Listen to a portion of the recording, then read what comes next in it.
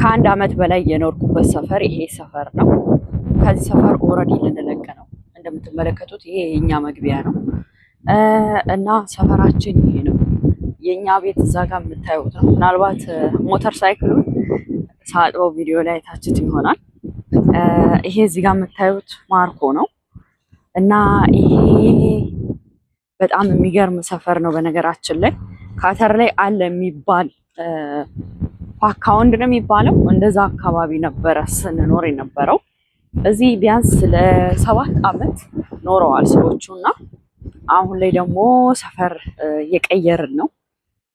በጣም ነው የሚያምረው በነገራችን ላይ እና አሁን የምንሄድበትን ሰፈር ዲስክሪፕሽን ላይ አስቀምጥላችኋለሁ። ቪዲዮ እዩት። የመጨረሻ በቃ የአቧራ ማት አልኳችሁ። እንደዚህ ቴምር የሚያማምሩ ቴምሮች የሉም። በቃ ንጹህ አፈር ነው የምታዩት እና ትንንሽ ቤቶች ቪላዎች ነው የምታዩት እና የመጀመሪያው ሰፈራችን በቃ በጣም ነው የሚያምረው። እዛ ጋር ባህር አለ። በቃ ጽድት ያለ ነው። በነገራችን ላይ ጽድት ያለ ነው። በተለያዩ ቀናቶች ከትንሿ ልጅ ጋር ሳይክል ምናምን የምንነዳበት ሰፈር ነው። በቃ በጣም ነው የሚያምረው ይሄ ሰፈር በጣም ማለት ነው። እኔ ቲክቶክም ዩቱብም ቪዲዮ እንድሰራ የረዱኝ እነዚህ ቴምር ዛፎች እድሜና ጤና ይስጣቸው። እናንተን ከመሰለ ቤተሰብ ጋር ያስተዋወቁኝ እንደገና ማርኮም እድሜና ጤና ይስጠው። እዛ ጋር የምታዩት ይኸው በጀርባ በኩልም የኛ ቪላ እዛ ጋር ያለው ነው። በጣም ትልቅ ነው ቪላችን ከዚህ ፊት እንደነገርኳችሁና አሁን የምንሄድበት ቤት በእርግጥ ቤቱ ትንሽ ነው። ሆኖም ግን እዛ ህጎቹ ትንሽ ጠበቅ ይላሉ። እንደምታዩት በጣም ነው የሚያምረው። በነገራችን ላይ ህጎቹ ትንሽ ጠበቅ ይላሉ። አሁን የምንሄድበት እንዴት ካላችሁ አንደኛ ምንድን ነው የሚባለው ይሄ የውሻው ወደ ውጭ ሲወጣ ሲጸዳዳ ምናምን በጣም ቻሌንጅ አለው።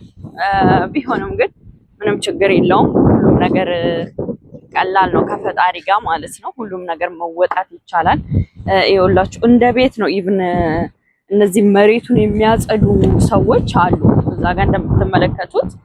በጣም በጣም እንትን ያለ ነው ይሄ ሰፈር። በጣም ጽድት ያለ በጣም በጥንቃቄ ነው እንትን የሚሉት የሚያጸዱት።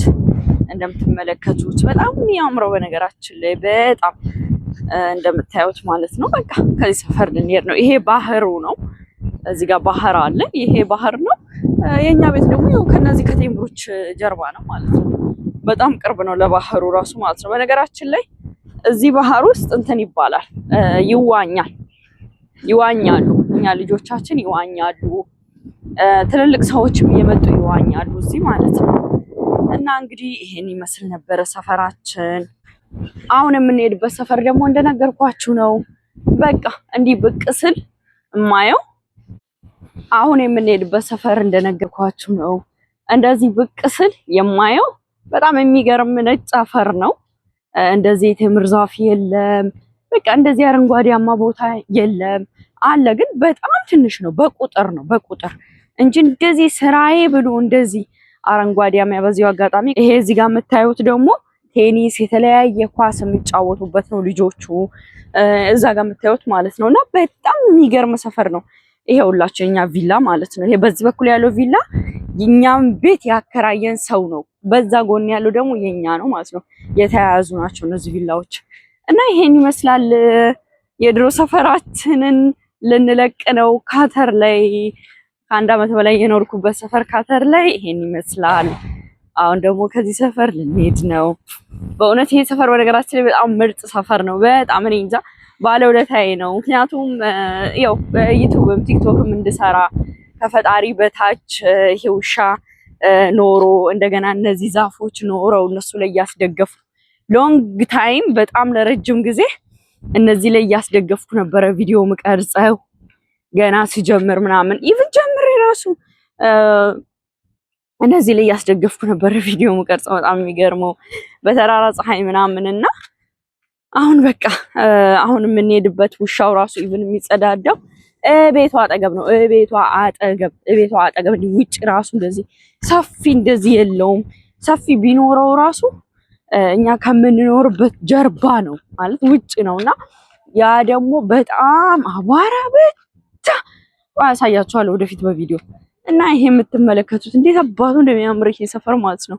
ይኸው እንደምትመለከቱት ይሄ የካተር ሰፈሬ የድሮ ሰፈሬ አሁን ደግሞ በቃ እንሄድ ነው ከዚህ እና ውዶች የምልላችሁ ፈልጌ ነው እንግዲህ በአዲስ ቪዲዮ ደግሞ አዲሱን ሰፈራችንን አስተዋውቃቸዋለሁ።